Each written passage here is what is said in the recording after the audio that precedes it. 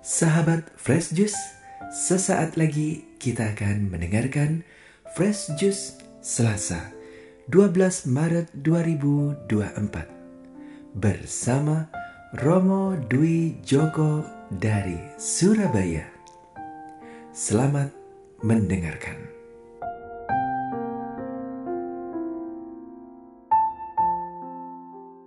Para sahabat Fresh Juice yang terkasih, selamat pagi. Selamat berjumpa kembali, salam damai dalam kasih Tuhan. Hari ini Selasa, pekan keempat masa Prapaskah, kita bersama-sama akan merenungkan bacaan yang diambil dari Injil Yohanes bab 5 ayat 1 sampai dengan 16. Para sahabat, mari sejenak kita membuka hati untuk mendengarkan sabda Tuhan. Pada hari raya orang Yahudi, Yesus berangkat ke Yerusalem. Di Yerusalem, dekat pintu gerbang domba, ada sebuah kolam yang dalam bahasa Ibrani disebut Betesda. Serambinya ada 5, dan di serambi-serambi itu berbaring sejumlah besar orang sakit. Ada di situ seorang yang sudah 38 tahun lamanya sakit. Ketika Yesus melihat orang itu berbaring di sana, dan karena ia tahu bahwa ia telah lama dalam keadaan itu, berkatalah ia kepadanya, "Maukah engkau sembuh?" Jawab orang itu kepadanya, "Tuhan, tidak ada orang yang menurunkan aku ke dalam kolam itu apabila airnya mulai goncang. Dan sementara aku sendiri menuju kolam itu, orang lain sudah turun mendahului aku." Kata Yesus kepadanya, "Bangunlah, angkatlah tilammu dan berjalanlah." Pada saat itu juga sembuhlah orang itu, lalu mengangkat tilamnya dan berjalan. Tetapi hari itu hari Sabat. Karena itu orang-orang Yahudi berkata kepada orang yang baru sembuh itu, "Hari ini hari Sabat, dan tidak boleh engkau memikul tilammu." Akan tetapi ia menjawab mereka, "Orang yang telah menyembuhkan aku, dia yang mengatakan kepadaku, 'Angkatlah tilammu dan berjalanlah.'" Mereka bertanya kepadanya, "Siapakah orang itu yang berkata kepadamu, 'Angkatlah tilammu dan berjalanlah'?" Tetapi orang yang baru sembuh itu tidak tahu siapa orang itu, sebab Yesus telah menghilang ke tengah-tengah orang banyak di tempat itu.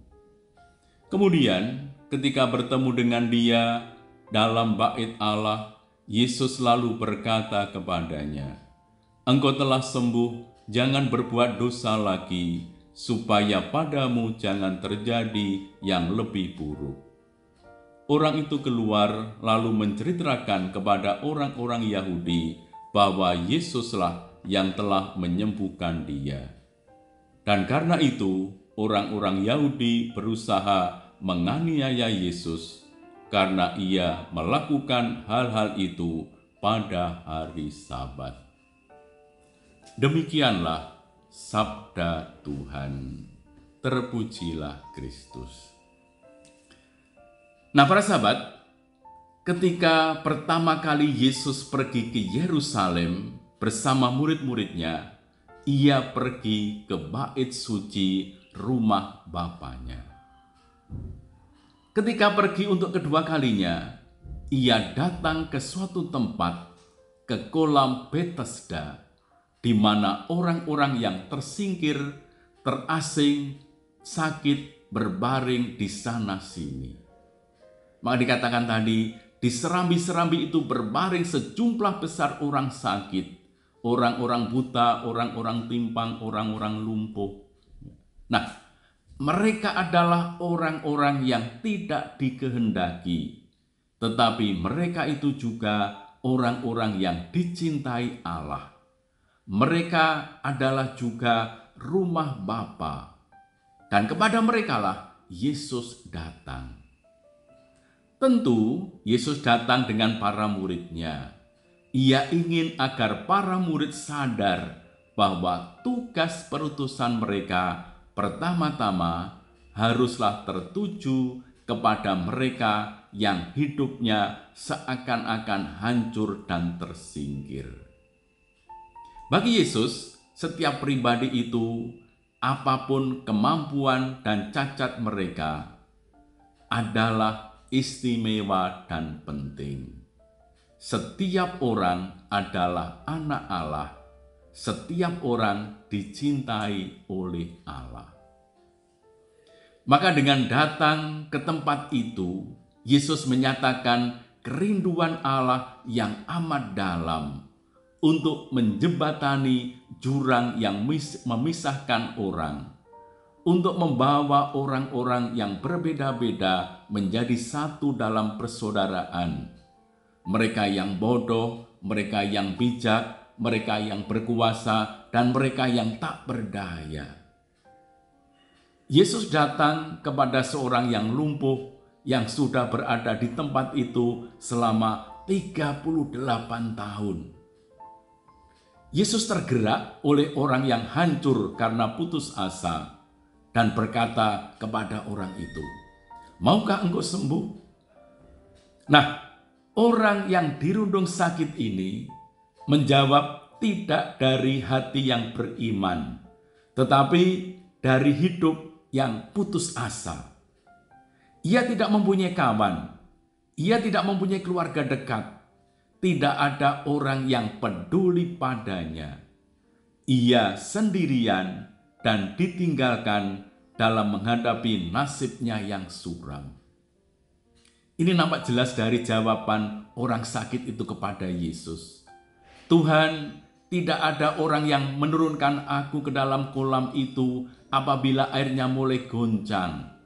Dan sementara aku menuju ke kolam itu, orang lain sudah turun mendahului aku." Yesus tergerak oleh keputusasaan dan kuasa kematian yang ada dalam diri orang itu. Dan Yesus berkata, "Bangunlah, angkatlah tilammu dan berjalanlah." Seakan-akan Yesus tidak bisa menahan diri. Ia mencintai orang itu sebagaimana dia ada. Ia ingin membebaskan dia dari segala kuasa keputusasaan yang ada dalam dirinya, agar dia bisa hidup secara penuh. Tidak ada orang yang mau melihat orang itu, tetapi Yesus melihatnya. Tidak ada orang yang sungguh mencintainya, tetapi Yesus mencintainya.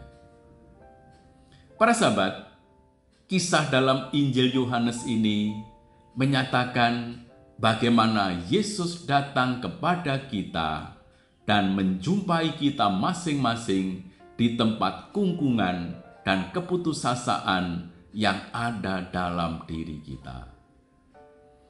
Ia berkata kepada kita masing-masing, "Maukah engkau sembuh?" Nah, inilah pertanyaan Yesus kepada kita yang mengalami kelumpuhan batin, ketergantungan akan banyak hal, misalnya obat-obatan dan yang lain, atau mungkin luka-luka batin dan berbagai macam penderitaan lain. Yesus mengerjakannya untuk kita. Yesus menyembuhkan kita.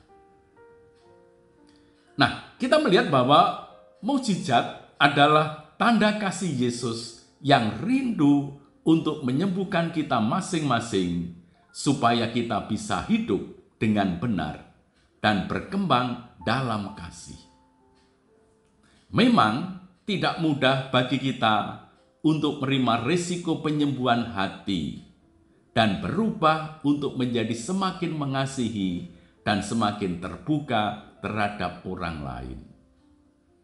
Banyak orang ketika ditantang oleh Yesus dengan pertanyaannya, "Maukah engkau sembuh?"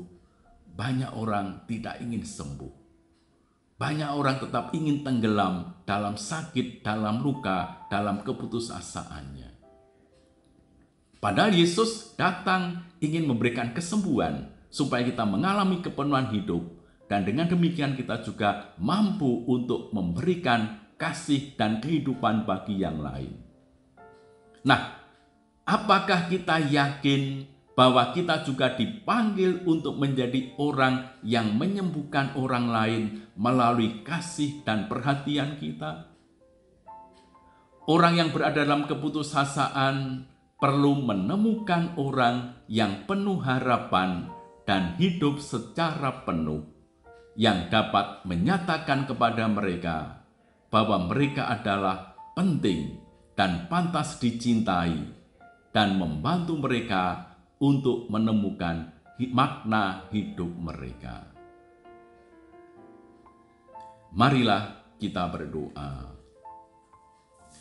Yesus, Engkau menjumpai orang-orang yang paling tersingkir dan tanpa pengharapan. Engkau menyatakan bahwa Engkau datang untuk menyembuhkan kelumpuhan hati kami dan untuk membawa kami semua ke dalam kehidupan. Bebaskanlah kami dari segala sesuatu yang dapat melumpuhkan kami. Engkaulah satu-satunya tabib bagi jiwa dan badan kami.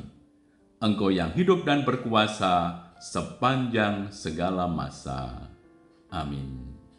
Tuhan bersamamu dan bersama rohmu. Semoga Allah yang Maha Kuasa memberkati saudara sekalian, Bapa dan Putra dan Roh Kudus. Amin. Sahabat Fresh Juice, kita baru saja mendengarkan Fresh Juice Selasa 12 Maret 2024. Terima kasih kepada Romo Dwi Joko untuk renungannya pada hari ini. Sampai berjumpa kembali dalam Fresh Juice edisi selanjutnya.